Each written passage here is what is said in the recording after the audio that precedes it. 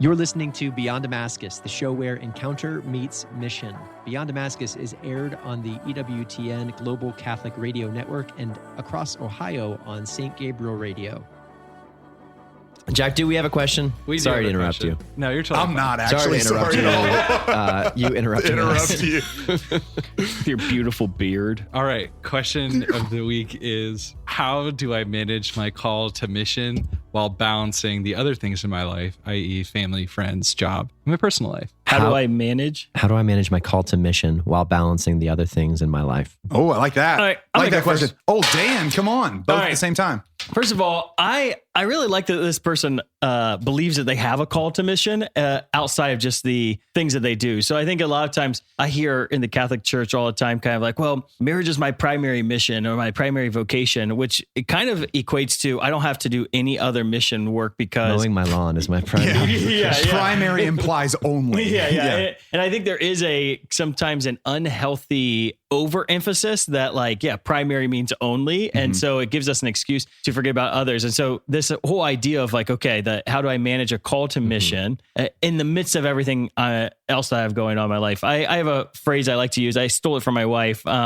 It's do what you do and do it for Jesus. And so really everything you're doing is your call to mission. And your call to mission is meant to be infused into the very life fabric of all the different things you do. And so, so what I don't know was mentioned there, like family, personal life, work, all these different things. What is your mission at your home? What is your mission at work? What is your mission in your personal life? I think they said friends as well. What's your mission with your friends? And then to even be do what you do and do it for Jesus. So when you're at work for Jesus. When you're with your friends, with your friends for Jesus. But I think being very intentional of saying, okay, how can me and my friendships or how can my personal life desires really fulfill a call to mission? I was talking to someone the other day and they were talking about how it was at church and a lot of the church guys have formed a baseball league. And I was like, oh, that's cool. You have a team. And they're like, no, we have an entire league. And so it's like the church people all formed their own baseball teams or softball teams. So the church people were all playing against the church people. But softball is one of those things that you could actually go and do with other people to be on mission, to evangelize. So if you want to play softball, instead of starting your own little Catholic league bubble, right? Maybe actually just go out in pairs and by two, grab a friend and join a normal softball league and then be a light in the darkness there. So your personal life can be your mission field, right? That do what you do and do it for Jesus. If you have a hunger to play softball, play softball, just do it for Christ, make that a mission field for you. But I don't think a lot of times what we do is we remove ourselves from mission territory and we only do things intra-church, right? Intra-ecclesial, where we're okay, well, I have a desire to serve. So I'm going to join the Knights of Columbus and serve through the Knights of Columbus. But maybe there's other ways to serve that are extra ecclesial missionary opportunities as well. So whatever these stirrings in your heart, just ask, okay, what am I called to do or what am I doing? And how can I do that for Jesus? All things. And then the things that I am doing, can I be more intentional to make those more missionary by their very nature, as opposed to kind of retreating from the world? I know it's a big passion of yours, Dan. Are there any areas in your life where you've seen testimony of actually living that? Yeah, someone on our missionary here that I think does it better than anyone is Emily Knuth. Emily, shout out Emily. She's in charge of our missionary recruiting, but she's just she has a lot of personal passions, and she utilizes her personal passions for the sake of evangelization all the time. And she's very confident. I'm going to go and join a soccer league by myself, or I'm going to go and do prison ministry by myself. Even though we have a primary mission here, she has all these small missions on the side, and I think she is getting a lot of life from that, right? Because she's moving in the areas of passions that she has, and yes, she's being intentional enough to make sure those are authentically missionary endeavors.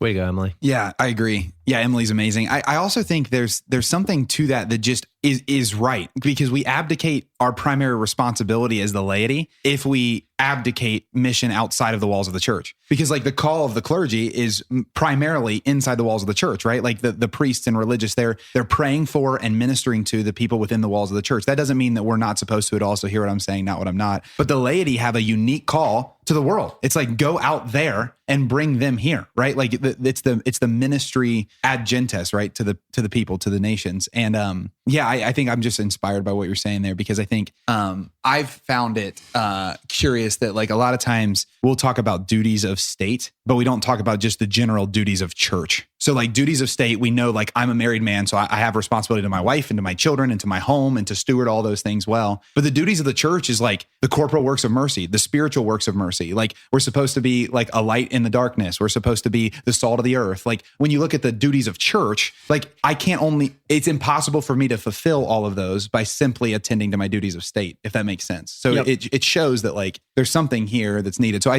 want to affirm the person asking the question too. Well, and I think sometimes we may limit ourselves to what mission looks like, like, okay, mission means serving in my parish, or mission looks like going out and evangelizing. I was going to say glamorizing it. It means giving a talk on a stage. Yeah. It's like, that's not like, and with your question, I was thinking to myself, okay, like what are some examples of how I do this? So like, I really value small business owners and encouraging small business owners. And I value, businesses owned by females. And I think, or started up like female entrepreneurs. And it's funny because like I was mentioning this to my wife the other day, and she's like, you've never ever voiced that you care about women owned businesses, and like, so I think sometimes we have personal passions that like, we don't even like I didn't recognize it. I mentioned it to her, and I was like, actually, I really care about it. Yeah. And like, I'm intentional during the day when I'm working at a coffee shop or going to different stores to go to the small businesses, to get to know the business owner, right? Like to hear their story, to encourage them and stuff. And so like, it's just a small passion that then has become randomly on Wednesdays and Thursdays when I don't work in an office. I travel around and check out different coffee shops, learn about different people, and I get to encourage them and share the gospel. Different women. Meet all these different women who own businesses. No, I think there's I think that's a decent bridge for me. Actually, I'll just jump in. So I think 2 cents in the jar. Cut me off. I was going to go. Were you going to go? Yeah. Well, I think the reason I just think that what you're sharing, Dan's actually changing the angle of like what I want to say and answering the question, because I think there's a power in regularity. Okay. So I'm going to start here. Just that there's a power in being in the same place over and over and over again. There's something about evangelization that does require more than one touch point. There's something about it that in its fullness requires follow-up. And so when I'm hearing this question, I don't think it's a matter of finding balance with a call to mission with my family work, similar to what you were saying, Dan, but maybe from a different lens. Like that is your mission. Like those are the things that you're supposed to have mission in. Like I think sometimes we're like, how much more can I add so I feel missionary? It's like, no, how much more can I do in the spaces I already am that's of a missionary heart? Like when I'm at work, how can I give a reason for the hope that's within me? How can I suffer with someone who's going through something hard, or pray for someone who is in a situation that's outside of what they feel like they can control? I think there's tons of mission opportunity that's right in front of us that we don't have to be like, well, in order for me to get my 40 hours of work in and to be there every night with my kids there's no room for mission. It's like, well, no. Because you're throwing out all the hours that mission can fit into. Like, how can I spend intentional time with my kids going out on mission with them? What would that even look like? Well, maybe it is going to a business and getting to know a business owner. Like, hey, every Saturday morning, me and my kids walk from where we're at down to the local bakery, and we know the guy who owns the business. And that guy has developed a relationship with us, and he knows that we go to mass on Sunday, and he's begun asking questions about that. So back to that original point, there's a power in regularity. So if you're someone that's struggling to figure out how mission fits into your busy life, instead, like, have a paradigm shift where you look at your life and you say, what mission opportunities in what I'm already doing am I missing? Like exactly Wednesdays and Thursdays, if you're not working in an office and you're somewhere, what if you went to that same somewhere every day for the next month? Yeah. Like, you're going to get to know the people that work there, right? Like, or what if you fill in the blank? So I just think when I'm hearing this, I'm thinking, think of the things you do regularly in your life and think about how you can bring a heart of mission into them. And then you can get rid of the balancing question and instead find that the solution, I think you said it well, Dan, but just to put it again, is integration. It's, I am a missionary father. I am a missionary business owner. I am a missionary attorney. I am a missionary, whatever. Like you said it is do what you do and do it for Jesus. I think I'm saying in a like in a definitive way, and in doing what you do for Jesus, be a missionary where you're at. Like you can't fulfill the call that you have in the church I know without we've doing used that. your beautiful bride as an example in this a number of times, but Yeah, Nina's amazing at this. I mean, Nina especially, but I think of there's a handful of people who are kind of closely connected to our community who also serve in healthcare, and to see the way that they have truly meaningfully embraced mission in that context is just awesome. It is. And it's inspiring. Like it allows for us that are doing ministry that a lot of times, some of what we're doing is mission like outside the church, but a lot of times it's like encouraging the church that like, hey, mission is what we're all doing. And then when you actually see like, oh, wow, that's really inspiring. Well, I think it's important too, because I think sometimes there's a perception like, oh, well, because these guys work full time for Damascus, then like their missionary endeavors just with Damascus. But it's really my job, day-to-day job, a lot of it, if I'm not out preaching and teaching, a lot of it's administration, meetings, like leadership, strategy. And so, it's not missionary work. And so it is a matter of like, we all are it's not just people with full-time ministry and then full-time secular jobs are somehow separate. We're all struggling. How do we get mission and incorporate into every aspect of our life? So it is that everything I'm doing, I have an eye with the Holy Spirit ready to go. And I think it's in the same way that St. Paul says, pray without ceasing. We would also often teach like, you can't pray at all times if you don't pray at specific times. And so you can't be on mission at all times if you're not on mission at specific times. So I think having those specific times where I'm like, okay, I'm going to do outreach right now. I'm going to learn how to do outreach. I'm going to grow in outreach. Or I have a mission that I have within my parish, or mission that I have in my community. I'm going to give a testimony to this person when I go in this day. Yeah, whatever that. Yeah. So having the habit of scheduled mission time, which is valuable, and that should be a part of a lay person's life. And then that is what conditions you to be able to live mission at all times. Yeah, that's good. Let me jump on just a little additional thumb clarifying. Flip. Come on. Flip. Oh, I wanted That's totally over the entire Well, one table. was short, one was over. The next two will be in. Okay.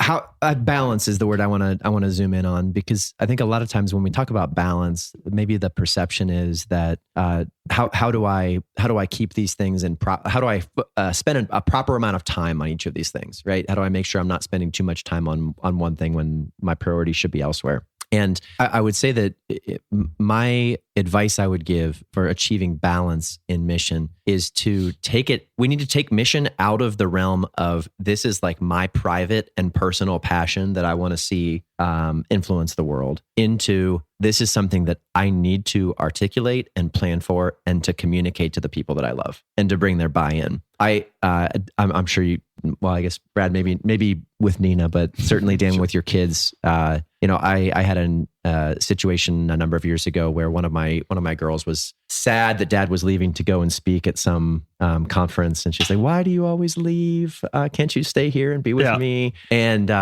I just heard like all of the cliche experiences of absent fathers going through my mind, and I was like, I don't want to live my mission in such a way that it actually predisposes my kids to be opposed to the church, right? To be opposed to the Lord. And the solution that I had wasn't, okay, I need to stop going on trips, right? The solution was I need to communicate clearly with my kids that when I'm on mission, they're on mission, or that they can support in blessing the church by letting their dad go to this thing. Obviously there's extremes we need to avoid, or you can invite them into it, which you do excellently too. Yeah. So for Monica and I specifically, and this is advice I give to every single couple that I meet with in the process of formation for marriage.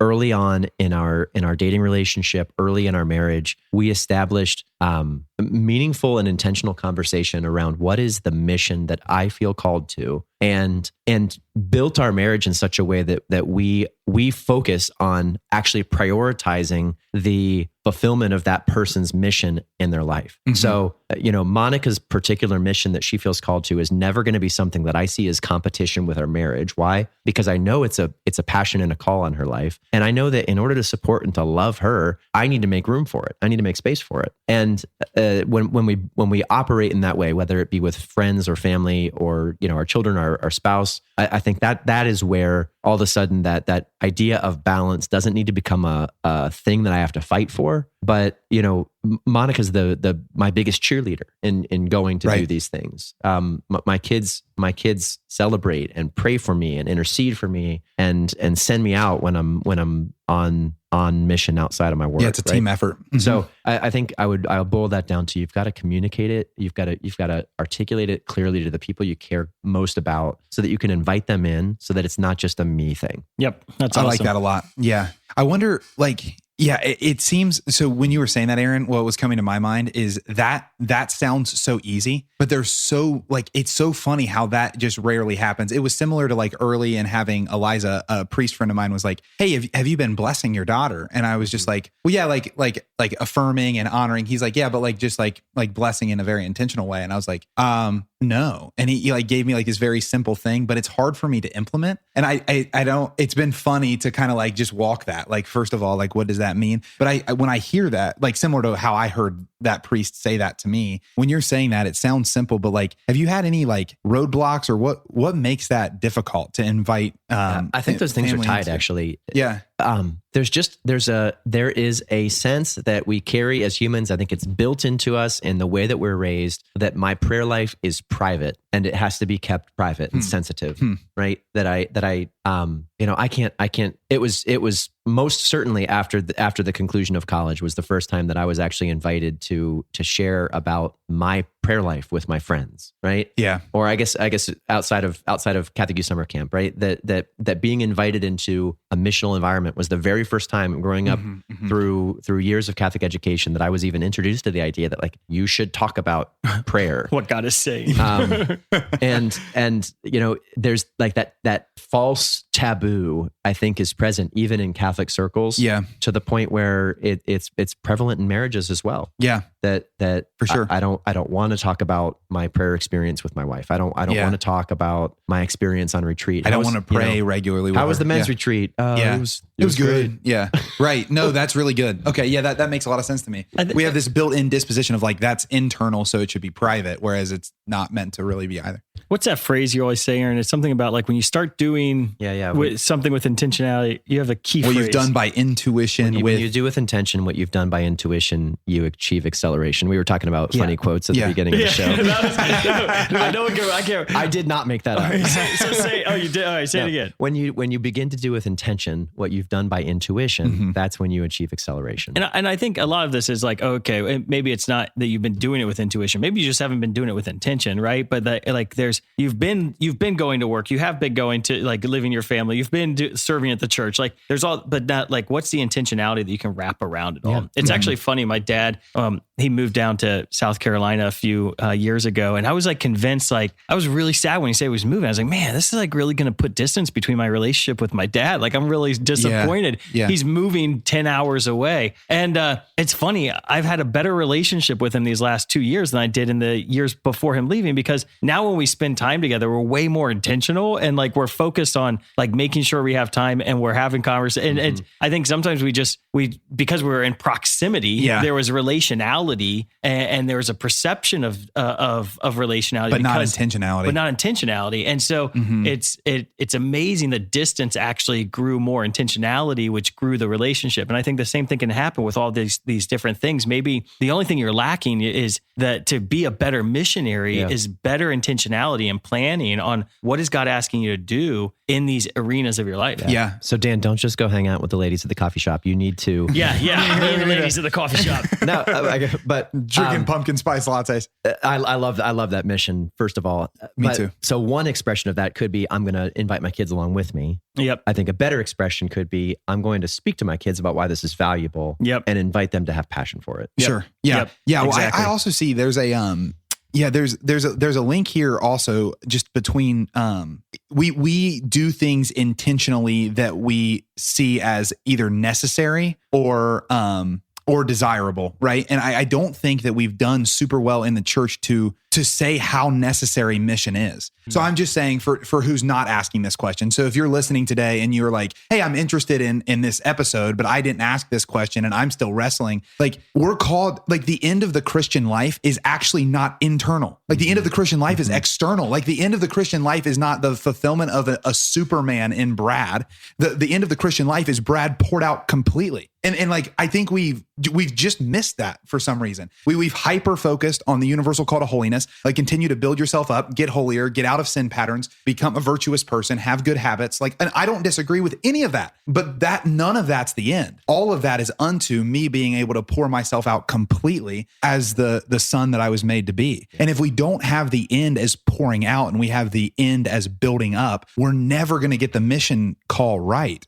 And so like when I'm hearing this, it's like, yeah, like a lot of the reasons that some of you listening and even me in my life, when I think about like before really getting into a rhythm with the Lord, like the reason I wasn't putting intentionality into mission is because it was never told to me to be necessary. And it wasn't something that I felt super desirable. But now, like, as I understand Jesus more and more, and I understand what the church has stood on and the saints that have gone before us, like all that's been missionary activity, all that's been life poured out. And so I know that's like an aside, but just when you guys were on that back and forth, I'm like, why are we missing intentionality? Well, if we don't think it's necessary, we're never going to be intentional about it. Like if I didn't think a date night was necessary with my wife, I would never be intentional to plan it. Or, I don't know if that's the best analogy. Yeah. I have a friend who told me that at the end of his prayer time every day, he pulls out his calendar and looks at his schedule for the day and just thinks through like what he has to do during the day. And when he told me that, I was like, that's kind of dumb. That's not part of your prayer time, dude. And I started doing it, and it was actually like super helpful because it does bring intentionality of like, oh, okay. And sometimes it's just thinking practically like, oh, okay, I need to make sure this happens. I need to text this person and get this done. But when you do it at the end of your prayer day, you're also asking yourself, how can I be intentional on these things? Of course. To bring the Lord into these things. And then in what areas is there space for the Lord and what areas is there not? That, like, to your point, Aaron, like, okay, if I'm with my kids during this time, how am I going to be intentional? And I think we can probably all do that better.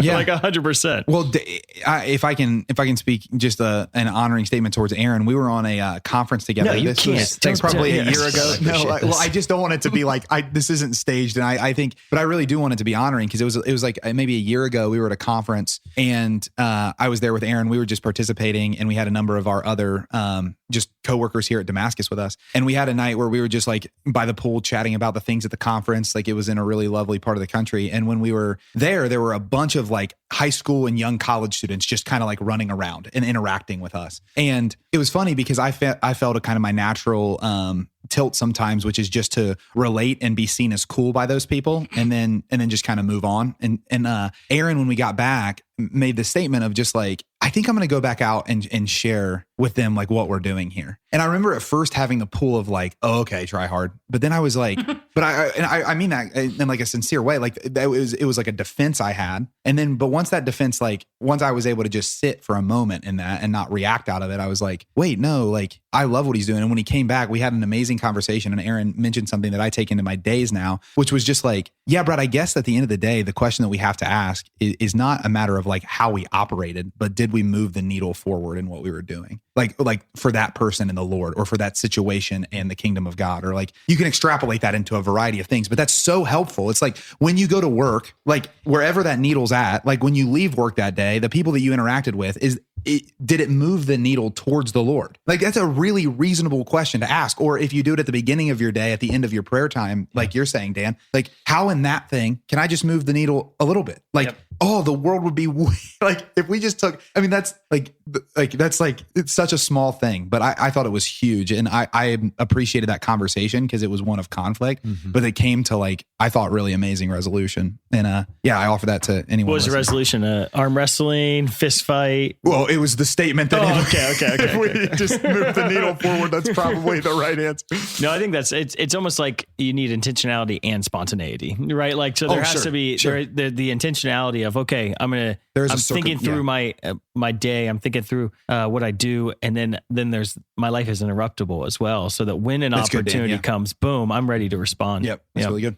Guys, this has been good. I wonder, Brad, do you have any takeaway for us for a mission of the week? I do. Yeah, I'm excited for this. So for those of you who are listening, if you're listening for the first time, we give you a mission of the week, and it's so that we can take what we're talking about and actually do something about it. And what I want to encourage you to do is just, if you're anything like me, you might have the tendency to want to do this in every aspect of your life starting now. But a lot of times that doesn't work. So what I want you to do is take one aspect of your life. So if it's your work life, if it's your life with your family, if it's your life as a student, like wherever you're at in life, I just want you to take one aspect of that. So maybe it's the classroom, maybe it's the work environment, maybe it's within the home. And I want you to ask just a simple question in your personal prayer, which is, how today can I be on mission in such a way where it moves the needle forward in this aspect of my life? And just do the exact same arena for a week and see the momentum that's gained there. So if it's the work environment, at the beginning of your day, take a short time of prayer. If you're not already taking prayer, or at the end of your prayer, just be like, Lord, at work today, how can I move the needle forward? And if nothing comes, just say, Lord, help me to be an instrument that does do that. And then go into work and try that. And then reflect on it the next day in prayer and see how you can do it the next day. Do that for a week. And I think there will be momentum happening. I bet you'll move the needle forward. Yeah. Great the job. callback. That's good. That's a good comedian. All right. Well, hey, thank you all for joining us this week for Beyond Damascus, the show where encounter meets mission. We want to be a show that is on mission and that transforms the world. If you've seen, if you've been inspired maybe by this episode, please share it with somebody who you think could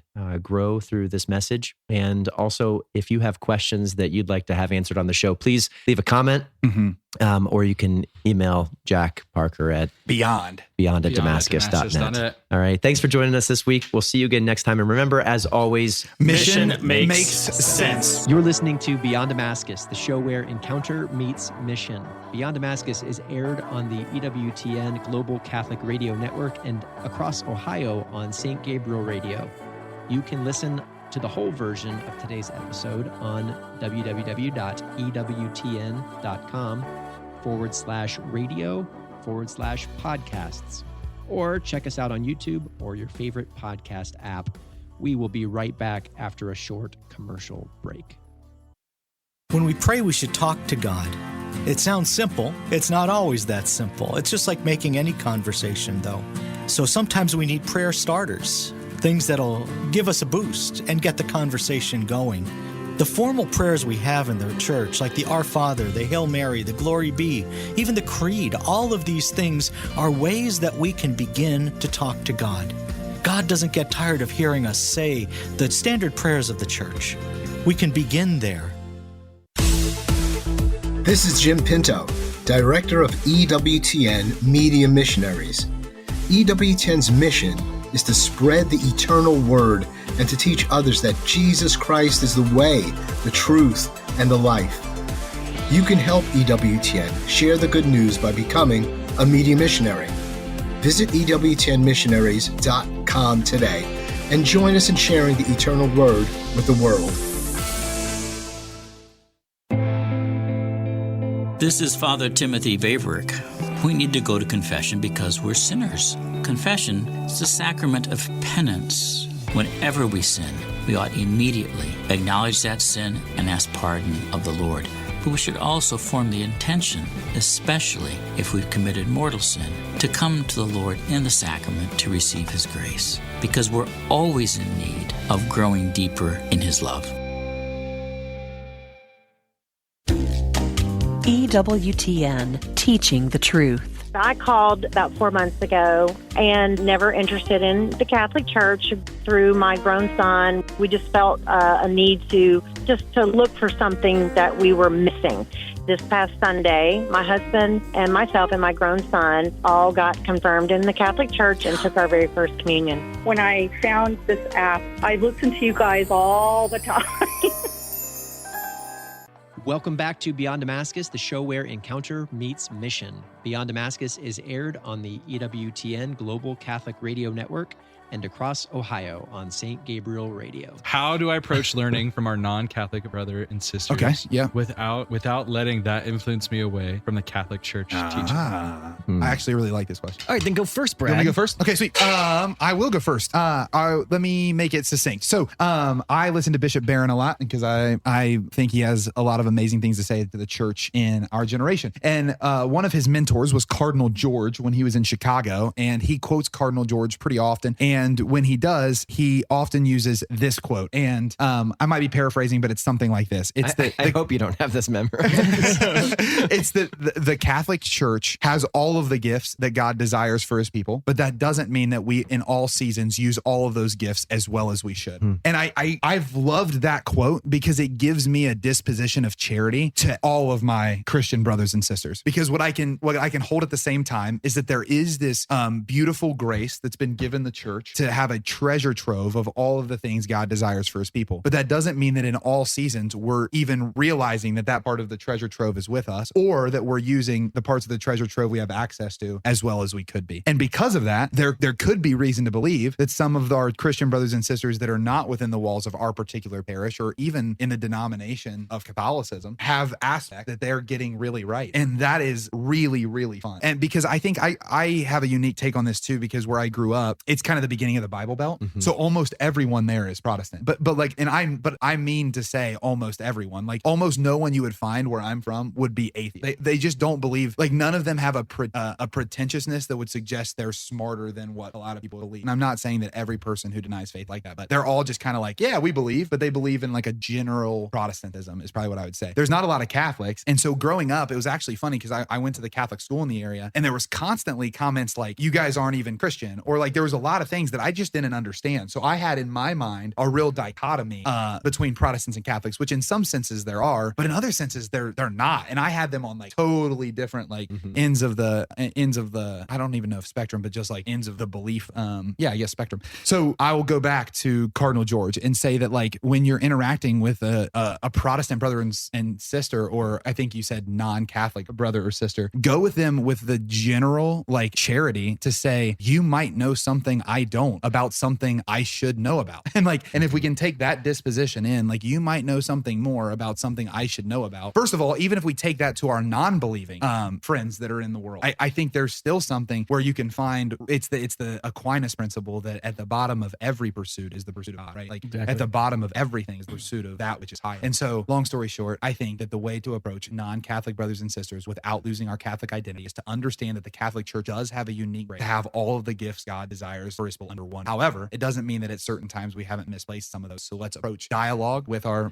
Protestant brothers and sisters and those in the world with, you might know something more about something I should. Yeah. And I think that's I think that's awesome. I mean, other people highlight different things. Like if I even if you just look inside the church, well, Franciscans are going to highlight a part of the gospel in a way that Dominicans aren't, right? And then and Benedictines are going to highlight a part of the gospel that Franciscans aren't. And so different charisms exist amongst different people. So a Protestant brother or sister may be highlighting something that needs to be highlighted for you as an individual. And so that's a good thing. But I even say like Cardinal George's quote is the church has everything and it has all the gifts we need for salvation. But I think even like we can learn from anyone, like, right. And like the church has been learning from others and other cultures since our inception, you know, like I went to Japan this past year and I was kind of blown away when going to some of these Buddhist monasteries and stuff, because it was like, oh wait, they dip their hands in water too to purify their hands before going into the church. Oh wait, they have incense as well. Oh wait, they have votive candles as well. Oh wait, they have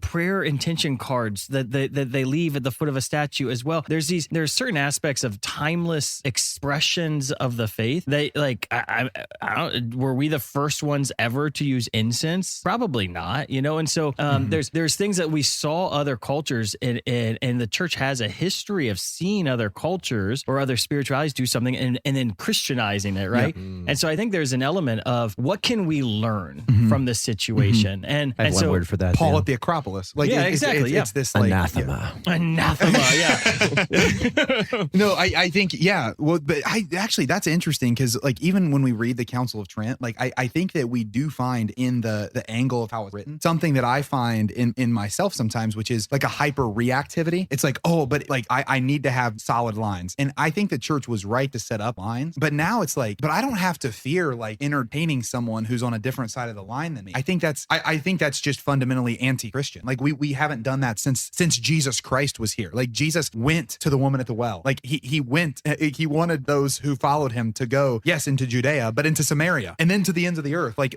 Jesus never was like, hey, don't dialogue or have conversation with people that are across the line than you out of fear that they might, oh no, that actually connects it to the leper. I think I heard it from one of you first is like Old Testament, you touch the leper and you get leprosy. I think it might have been you Aaron. New Testament, you touch the leper, they get clean. Like there's a part of like Jesus changes something where I don't have to just walk around fearful that I'm picking up like this like broken schema that I have to like hide from, right? That's great. Yeah. Let me, I'll throw a little, you labeled me earlier as a contrarian. I'll throw a little contrarian twist on this. I love it. As well as maybe a good word rooted in virtue. So I think you actually have to approach this. How should I approach this? With humility. I've got to approach this with humility. And I think, an openness to actually changing my mind, right? If you encountered a truth that was truer than the thing that you claim to believe, would you change your mind? Or would you buckle down and say like, no, I'm right? Right? Because I think that is actually the way that most of us tend to operate when it comes to conversation with someone we disagree with, or someone that we're not formed in the same community with, that we just assume like there are certain things that are off limits. And if you start speaking to me something that convicts me, like it's witchcraft, and I'm not going to actually allow my heart to be moved or motivated by a pursuit of truth. So I've got to have a deep enough belief in Jesus that the actual pursuit of truth is going to lead me to him. And therefore,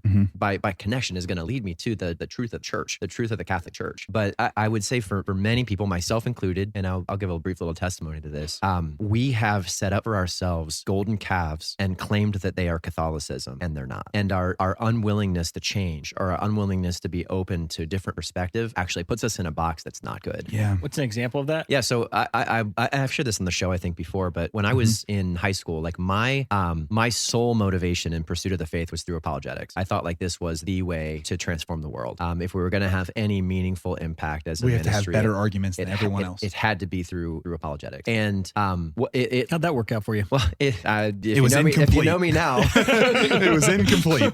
And I love apologetics. It's great. Same. There's a time and a place. And I found myself in an experience where, I don't know, 8-10 years of that as my primary motivation. I was just left empty, and I was doing the youth ministry thing, and it wasn't fulfilling. It wasn't fulfilling my heart. And I don't know whether God placed it there, or whether it was just a rut that I had found myself in. But the escape for me, right? The way that God came and shook me out of that idol that I think I had set up for myself, and brought me to a place of real meaningful encounter with him and the church, was through actually humbling myself and putting myself in a place to be formed meaningfully by people who are outside of the church. So a close friend of mine, Megan Baum, and I started really listening to and being fed by some of the teachings down Louis Giglio down in Passion Church in Atlanta, Georgia.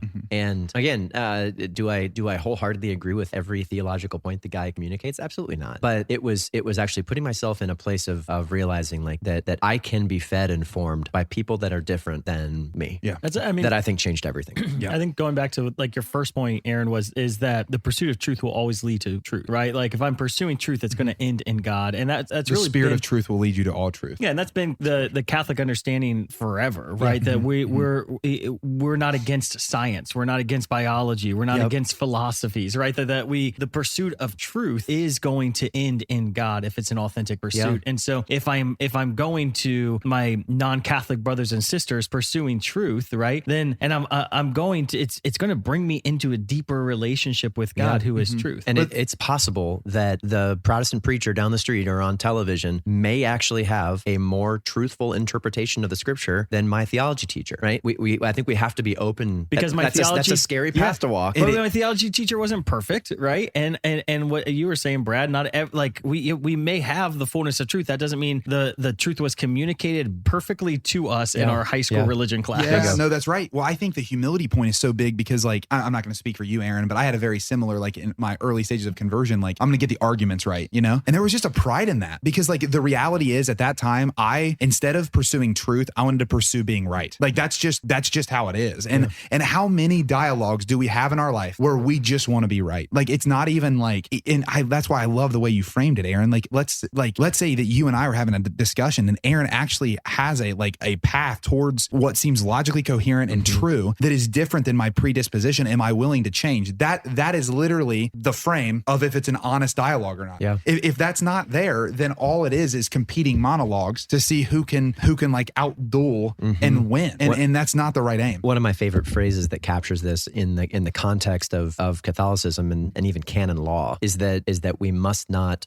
prevent what the church herself permits. Yeah. So for me you hear this especially in the context of conflict between, the quote unquote liturgy wars, conflict between the self-labeled progressives or conservatives and charismatics or progressive, whatever the case may be. Like that we've sort of established a label that something is or isn't Catholic, and we just got to be sure that we're actually standing on reality. Yeah. Am I trying to codify my preference, or is this actually a critical, quote unquote salvation issue? And more often than not, preference doesn't make it all the way there. Well, and ecumenism is realized, like the church permits ecumenism and encourages ecumenism, and it is promoted through dialogue. And so it's in order for dialogue to happen, I have to listen to others so that they'll listen to me. And I think that I know that as a Catholic, when I associate with and put myself in a learning position or an inquisitive position around my Protestant brothers and sisters, they're much more likely to put themselves in an inquisitive learning position to me. That's great. So that my own curiosity of what they believe, why they believe it, how they evangelize, what strategies they're using to reach the lost, that inquisitive nature creates them to ask me, and what are you guys doing? And how are you reaching the lost? And then I can share aspects of Eucharistic adoration that is a very tangible expression, an incarnational encounter with God that is it facilitates an encounter with God in such a powerful way, right? This opens a door for real discussion of these important truths. Yeah, well, I think there's a brilliant concept that's spoken about by many theologians that are working towards unity. Well, I'm just kidding. Sorry, yeah, you're like call me on my receipts. Here you go. But no, expedite the process. But I think this concept between unity and uniformity, there's the pursuit of the church is that we would be in unity, but that's not always going to look uniform. Even look at the church in Africa and how they're celebrating the mysteries of the Mass, and look at any Western country and how they celebrate the mystery. It is just not uniform, but there's unity in it. So you can see the elements of it, the truth, what the germ prescribes and things like that, but it takes on these flavors. And that's actually beautiful. That's actually we shouldn't demand conformity where the church allows for diversity of expression. That's a problem. And I think it really is a heart problem. I've been kind of recognizing in my life, I have a real desire to bring two extremes towards the middle in almost all circumstances. So I usually, if someone comes in very passionate on a wing of something, I just come in on the other wing because my passion is towards the middle, actually. And one of the areas, I was reading recently Sacrosanctum Concilium, and just in your spare time. Say that 3 times fast. Sacrosanctum Concilium, Sacrosanctum Concilium, Sacrosanctum Concilium. But it's this beautiful document that comes out of Vatican II, but it's in the exact same document where we see hey, maybe we could have a pride of place for Gregorian chant, and versus populum is a more than appropriate posture to take in the Mass, which just means to the people. In the same document, in usually two sides will either say both, those couldn't you can't have both of them. It's no, if you're angry at Brad, can you just please leave comments? Comment for days. But no, I was Brad, blown away. I didn't know. Noteworthy, the preference for Gregorian chant is in the Latin Mass. Oh, interesting.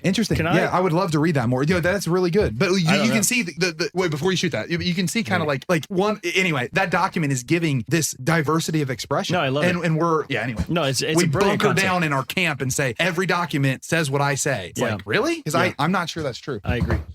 Got one. All right, guys. 2 cents. That was so close. Yeah, that was a really great shot. Thanks. All right. Hey, I just punched the microphone. I don't know if that messed up anything. Essentially, the question was, how do I look to my non-Catholic brothers and sisters and make sure I don't mess up? Is that really kind of what they're saying? Well, and not lose your Catholicism, I think, was the general I think so. I do think there is a level of discretion. So I have no concern listening to a ton of Protestant preachers on YouTube because I have a master's degree in theology. And so I think there are certain red flags that stick out to me, whoa, that is a Calvinistic style anthropology. It's part of the tulip.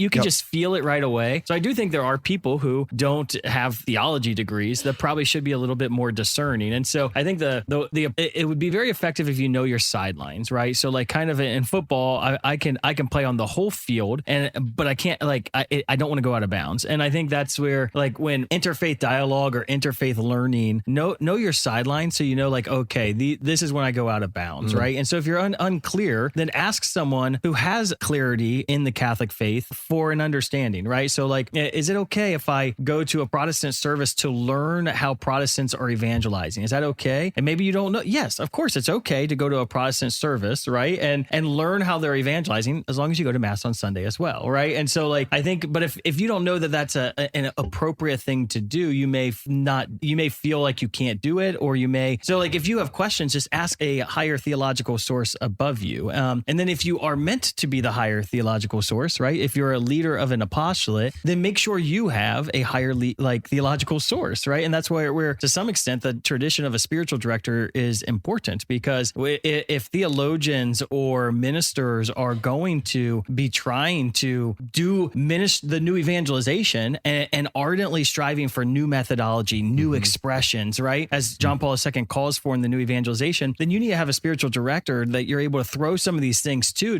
be able to say like, hey, actually that expression, that's a violation of like, and so being able to walk with a spiritual director if you're a ministry leader, and then have a ministry leader that you can turn to if you're not like in full-time ministry, or have, so that you remain in obedience in some way, and you remain, if you will, in the safety of the theological tradition of the church, and so that you understand you have another person. And then I would even say almost checks and balances, right? Like in a way of like, throw your questions out to your brothers and sisters in the faith. And so like, I mean, the amount, most of our bantering of real theological questions or real theological discussions happens off air, but the three of us are always throwing out different ideas and thoughts. I saw this, what do you think? Or I thought that, like, I heard this, I read this, and we're wrestling with these truths. And that is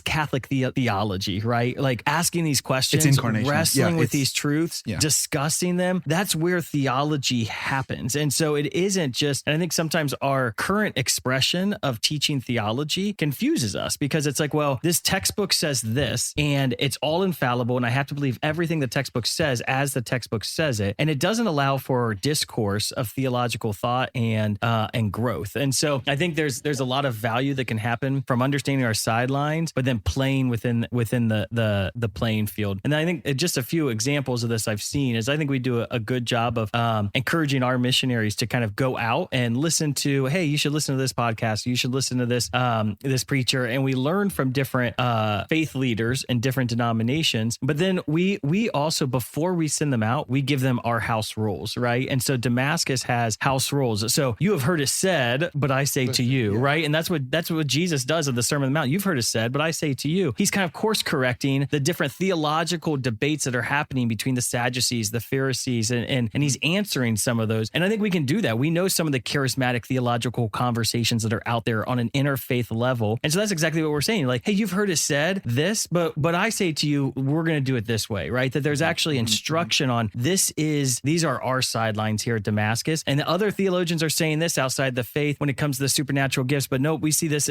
we see the expression here in Catholicism. That's such a great response. And then when people go out of bounds, our missionaries, sometimes they go out of bounds. Like I think sometimes our Protestant brothers and sisters, one area where I've noticed a lot of charismatic Protestants falling prey is that they go into kind of a faith alone type mentality of like, if I have enough faith, God will do it. And they almost act, they suppress reason, right? Yeah, sure. So sometimes I'll see our missionaries pick that up, and I'm like, hey, I actually want you to read John Paul II's Fides et Ratio, Faith and Reason. It's not sola fide. It's that we do want to have great faith for God to work, but we also have to understand that God does work through reason as well. Of course. Well, and faith is on the far side of reason, if properly understood, right? That we reason to a point, and then faith is not some like absence of reason. It's you reason to where you can as a person on a thing, and then the faith is on the far side of it. And all of this takes more work, and all of it bears better fruit. It bears better fruit, but it also and means that's should be the goal. Sometimes people will go out of bounds. Yeah. Yes. And going out of bounds is not like, it The may end be of a the world. penalty, but the game isn't over because of that, right? And the That's person the doesn't perfect burn in hell analogy. because of that. Yes, so that's like, the perfect if I analogy. step out of bounds, that's okay. Because guess what? I can step right back in bounds. Well, especially with people that you know you're having conversations with in good faith. Like, I think all three of us have grown in that with each other over years. Is like, now when I do have something that I'm wrestling with, like in my own, like I know I'm like, I can bring this up to Dan and Aaron, and even if it's really wrong, like they're gonna wrestle with it and let me object back to them. But that grows in trust. I think there's a huge element to this as I'm listening to both of you. Like, also find people in your life that are Catholic and going after this thing, because those can be the people that remind, like the officials, the referees, that remind you of of the rules of the game. Like these are the sidelines. You can't go outside and then run back in and catch or whatever. Like that's helped me immensely because like, gosh, if we're not taking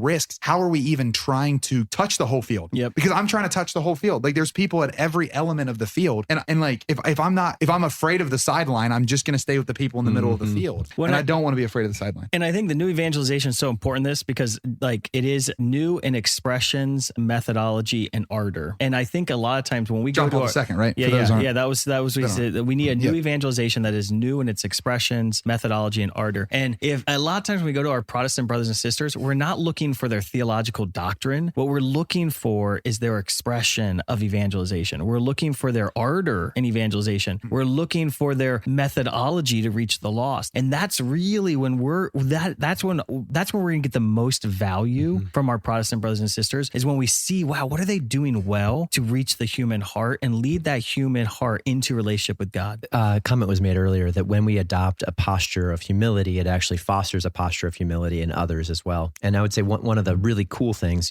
Dan, I think you illustrated that perfectly, that oftentimes our Protestant brothers and sisters are succeeding more in terms of methodology and ardor and expression. And oftentimes when we approach them in humility, that a response of humility actually positions them to look to Catholicism for development of theological thought. Yep. So we've run into this time and time again that you'll show up to the bookstore of some amazing non-denominational church and who's on the shelves but the Catholic mystics. Yeah, for sure. Because there's a realization that, hey, if this truth is worth pursuing, then we've got to find it wherever it's offered. Yep. And that just opens up an incredible dialogue. Yeah, and I found that to be true anecdotally because it also opens up a relationship where you're not giving unsolicited advice, but you're giving advice when it's solicited. Yeah. So I've had Protestant brothers and sisters that'll ask a question in honest like seeking, and it'll be like, oh, I know the church knows that. And so then I get to answer instead of like coming in with like a preconceived agenda as to what I'm going to deliver to them in relationship with them. They'll ask questions like, how should we understand this scripture? And I'm like, oh, I don't need to know that. Origen knew that. Like, I don't need to know that.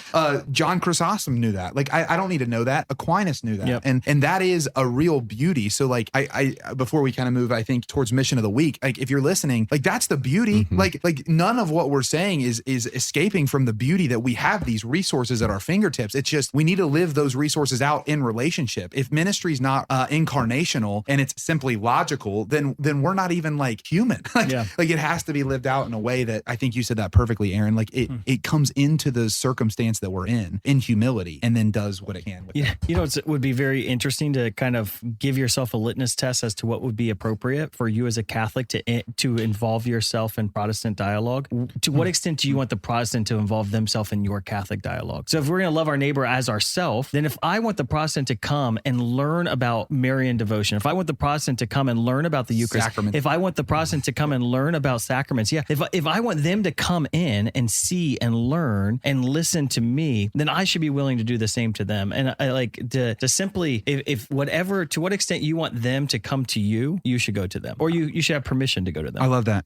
Right before I'll throw it over to you, I was listening to a podcast by Dr. Bergsma today, actually. And if you've never listened to Dr. Bergsma, brilliant. Well, theologian. but the thing is, his intellect though has not allowed a shell to like grow around his heart. Like, he's so smart, but he's so in like I love him. Yes, and with the people he's teaching, with the people he's talking to, with the people he's arguing with, like he is like just I think he's a case study for charity. Like I think he's great, amazing. Brad. You gave him such a good promotion. Now everyone's going to listen to his podcast and no viewers. But it's building off what you were saying, because one of the things he was mentioning is just like we as Catholics don't have to be afraid of losing our Catholicism when we truly understand. Like when we truly understand it, it's like all these things are oriented towards it. I just want to get on the path that sees the beautiful fulfillment of all of the things for it. He was just talking about like he went into this class that he knew had an atheistic tilt, and he knew it was going to be the best arguments for atheism. And part of him was scared to go into the class because he's like, what if I'm proven wrong? And then as he got in the class, he's like, oh no, like I'm just seeing all the things that I believe. Like it's just like building. Like if we really understand it, we can be more whole. We because it's all been grace that's been given to us. I kind of want to go do a class on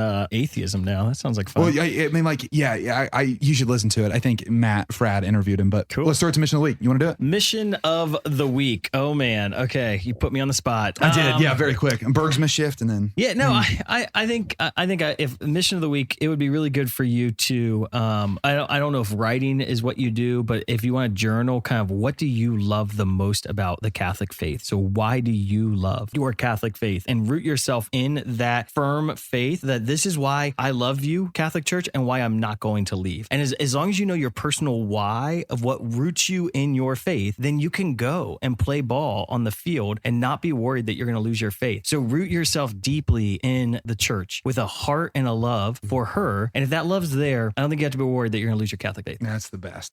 Friends, this has been Beyond Damascus, a show where encounter meets mission. Let's be in relationship. So if you are listening to this podcast and you think that it would benefit someone in your life, send it to them. If that starts a dialogue, great. Drop those comments into the comment section. Email us at beyond@damascus.net. Like, let's get a conversation going around these topics so we can be in relationship and bring mission to the world. Because this isn't supposed to be a show that just talks about mission, but a show that's on mission, and we want to be on mission with you. If you haven't already, like this video, subscribe to this channel. It helps it go further. It helps it reach more people. It helps more people be on mission for the Lord, and that's what we all want.